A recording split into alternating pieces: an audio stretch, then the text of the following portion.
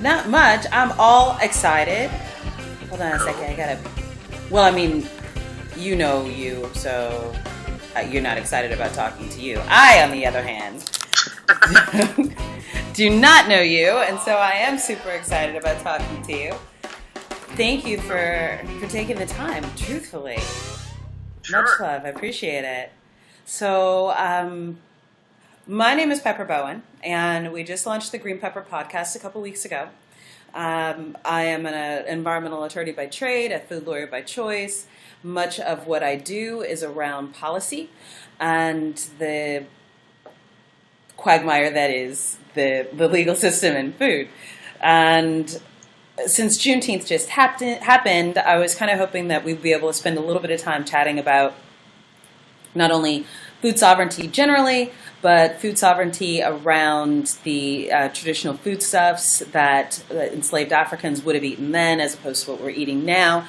And I'm just going to sit here and, gush as you educate us all on how all of these things work and what that means.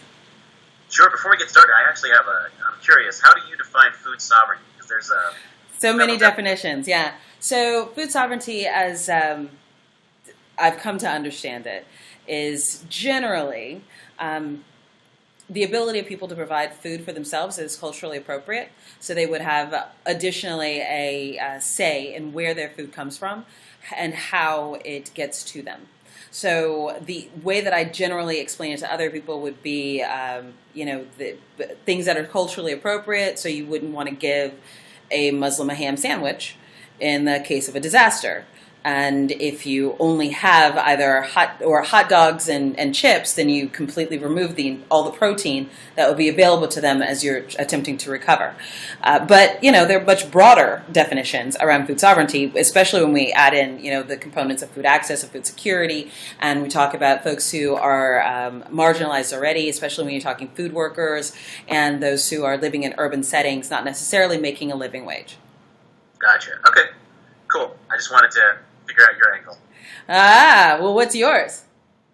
It's very similar to what you said. I always think about, the shorthand I give definition is people in control of their own food and making their own food choices, not being constrained by external forces. Of course, for a lot of people, there is some kind of constraint on their food choices that come from a lot of ways, but in sense of as much autonomy as you can have, eating the food that you want to have when you want to have it. Got it. All right, I'm going to take 2 seconds just to double check that we are recording, because my heart would be entirely broken if we got all the way to the end and I had nothing to show for it.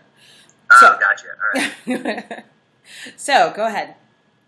All right. So, in terms of Juneteenth, it's an interesting holiday, quote unquote, because, in case your listeners don't know, Juneteenth is an emancipation celebration. Mm-hmm. And the story is that enslaved people in Texas got the news about 2 years later than the actual emancipation. So someone showed up, a General Granger and some federal troops showed up in Galveston, Texas, and informed enslaved people that they're free. But before Juneteenth really got established as kind of the national emancipation celebration, there were a lot of different ones that were practiced in different regions of the country. Oh, I didn't know that. There's like at least 6 or 7 different ones. And it's really interesting how Juneteenth has become dominant. But some people would celebrate on the 1st of January, because that's when the emancipation proclamation actually came into effect. Some in D.C. they did it on January 15th. I'm not sure exactly why they did. Because it's D.C. Some people celebrate in May because May was emancipation of enslaved Africans in the Caribbean. Okay. And so there are May 1st and May 8th traditions, and then some celebrate in September because on September 22nd, Abraham Lincoln signed a provisional emancipation proclamation, which kind of gave the heads up that this is coming. Okay. And so some people celebrated that day. So you have all of these different ranges of emancipation celebrations, and then but That's over cool. time, Juneteenth has become the dominant one. That's really cool. Yeah. So in terms of food, when you think of Juneteenth, it's really barbecue, watermelon, and red drink. And the barbecue part, and that's really just because of the time of year Sure. that happens. Now, there's also some soul food that's thrown in there, the fried chicken, the collard greens, and other things. But I think most people think about barbecue, watermelon red drink. So the barbecue angle is typically, as in Texas, for African Americans at least, it's more about pork spare ribs, hot link sausage, which is a coarsely ground spicy sausage, and chicken. Brisket is not a huge part of our African American barbecue tradition. Of course, certainly there were African Americans who make it and sell it. Okay. But in terms of home cooking, Historically, in terms of home cooking, it's really been about ribs and chicken and sausage, which are all tasty. Yeah, very, very tasty. Watermelon made sense for Juneteenth because that was kind of the beginning of watermelon season. Sure. In Texas, so you would have had some seasonally available. Okay. But to me, the most fun part is the red drink. I actually read an article, and you are the reason I know the history of the red drink. But for those who have not dug into why the red drink, please share. Yeah, so first of all, I think red Kool-Aid is the official soul food drink. Let that be known. I know that a lot of youngins are into purple and blue. But as I wrote in my book, I do believe the children are our future, that we should teach them well and let them lead the way, but not on Kool-Aid because they're not. But two red drinks from West Africa crossed the Atlantic during the Atlantic slave trade era, and most people have had them, they just didn't know. So one is hibiscus. Right. So the hibiscus plant is native to West Africa. The flower petals are used to make teas. Right. In West Africa, this drink is often called bissap. But that drink comes across, and it settles in Jamaica, where it's called sorrel. So if people have spent time in the Caribbean, it's a Christmas time drink because that's usually when the flower blooms. Okay. And again, they make a tea out of it. So you just get some water, add the either dried or fresh flower petals, and then sweeten it to taste. And the other is cola. And cola nuts are anywhere from white to a reddish color. Right. Native to West Africa again, and they were popular as a stimulant drink and also as a hospitality drink. So you could go to somebody's house in West Africa, and they might offer you a red cola nut tea as a drink. And again, you get water, add the red cola nuts, sweeten the taste. To me, that's the same formula as Kool-Aid. So the Because it is. Yeah. So the interesting thing about the cola nut drinks is that they start showing up on plantations as an energy drink for the enslaved. And cola nuts were used to make water that was bitter more palatable. Wow. So you see a lot of cola nuts showing up in the Americas. Okay. And then with the hibiscus, it takes root in the Caribbean, and as it spreads around, it starts to get embraced by other cultures. So now, across the country, if you go to a taqueria and you have agua de Jamaica, Jamaica water, you're drinking a riff off of a West African drink.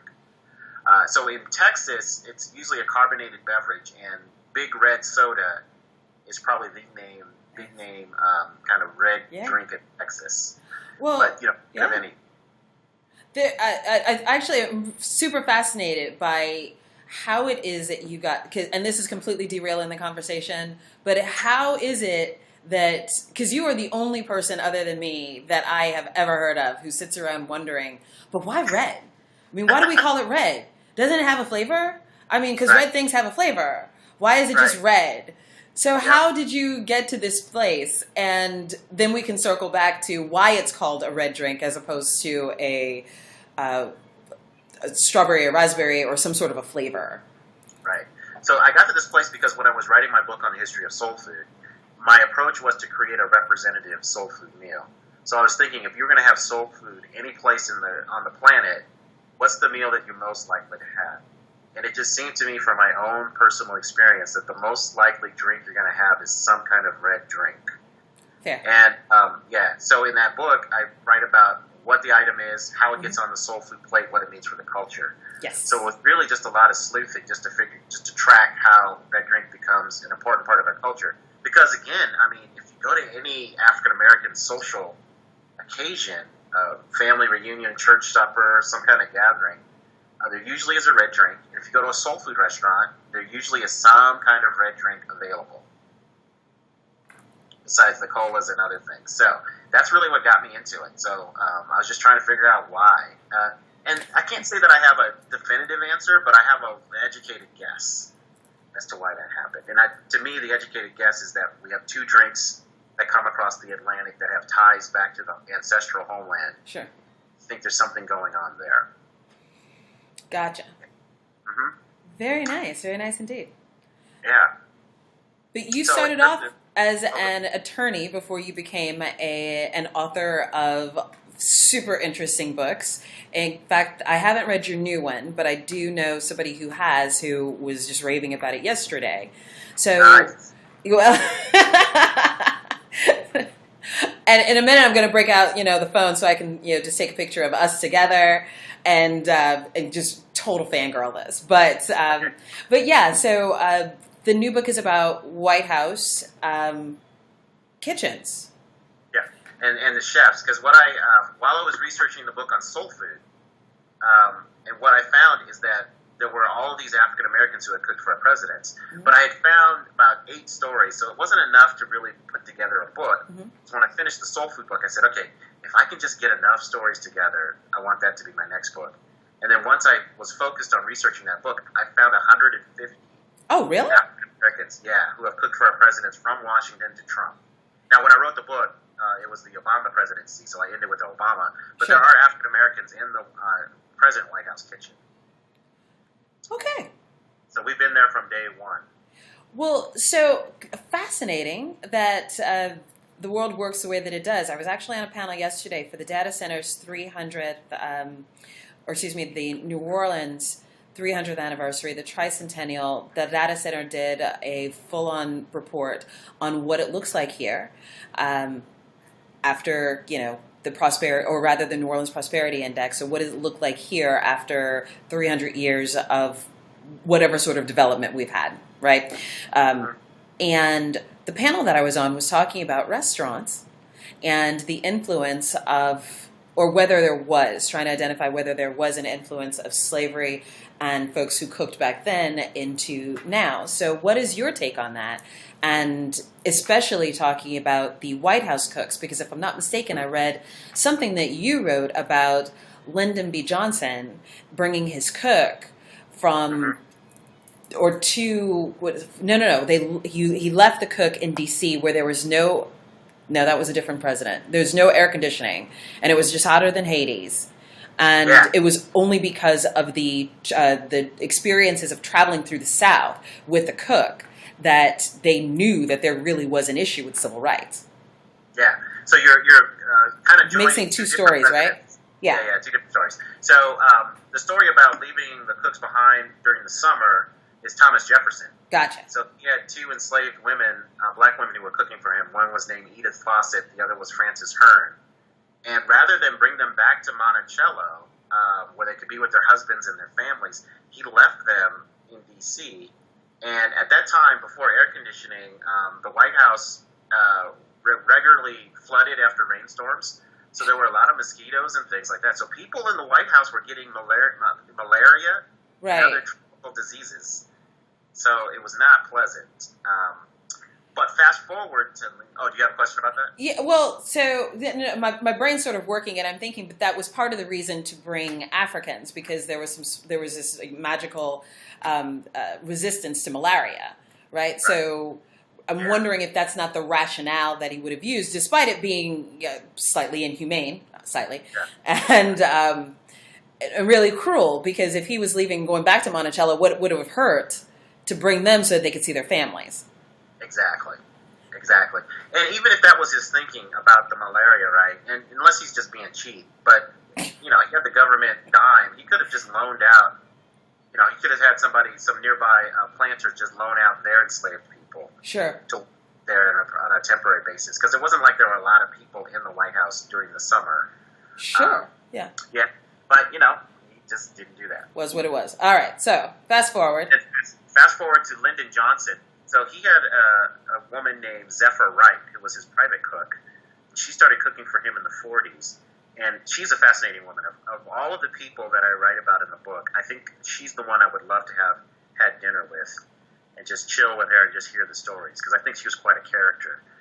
But she goes with the family to D.C., and a lot of people ascribe Lyndon Johnson's rise in Congress to her cooking. Because Really? I'm going to tell you something that sounds like a fantasy. but there was a time when members of Congress would get together and get to know each other and have each other over for dinner. And so, oh, that's crazy talk. You're making that up. It's not true, and I won't have it. Pshaw, pshaw. Long time ago. Yeah, like 1982. What? Yeah. Yeah. Yeah, actually, even 1982, they still were collegial. So, very few people turn down the chance to have Zephyr Wright's cooking. And you have, if you go back and look at newspaper articles and other things, you have these giants of Congress just waxing poetically about her cooking. Oh, wow. So when Lyndon Johnson eventually becomes president, Zephyr Wright is actually sitting in the in the inauguration box with the family. Wow, what an honor. And so, yeah. And so when he's lobbying for the 1964 Civil Rights Act, because he's trying to carry on the Kennedy legacy in that sense, he uses her Jim Crow experiences to get people to support the bill. And what happened is the family would drive back and forth from Central Texas to D.C., so they're driving through the Jim Crow South. And Zephyr Wright could not eat, go to the bathroom with the family. And so it got so bad that she just stayed in D.C. year-round because she didn't want to suffer the indignities. Wow. And so LBJ, he would use those anecdotes to get members of Congress to support the bill. And when he signed the bill, when presidents sign historic pieces of legislation, they use, 100 pens or something. Sure. He gave her one of the pens and said, "You deserve this as much as anyone." Oh, wonderful. That's a beautiful story. Well, Whatever happened to her? So, by the time we get to 1968, she is really not feeling the White House. In fact, she announced that she... Okay. Yeah. She announced that she was no longer going to cook in the White House, even before Lyndon Johnson announced that he wasn't going to run for re-election. Oh. Yeah. And so after the White House stint ends, she actually doesn't go back with the family to Central Texas, which is unusual because for the most part, the African-American cooks who were the kind of the private cooks of these presidential families would go back, return to private life. Yeah. So she didn't do that. So she cooked for the eldest daughter, Linda Bird, for a couple of years, and then she just goes off on her own, and she ends up dying in D.C. in about 1987 or so. And you only hear a little bit about her. She was going to write a cookbook, a low-fat cookbook, because she was cooking for LBJ after he had a heart attack. And I was really excited about that because there are several references to her cooking that make writing a book, but I don't think she ever got to it. And she didn't have any kids, so I don't know who got her papers and other things. Wow. Yeah, so that's just a piece of history that's just lost.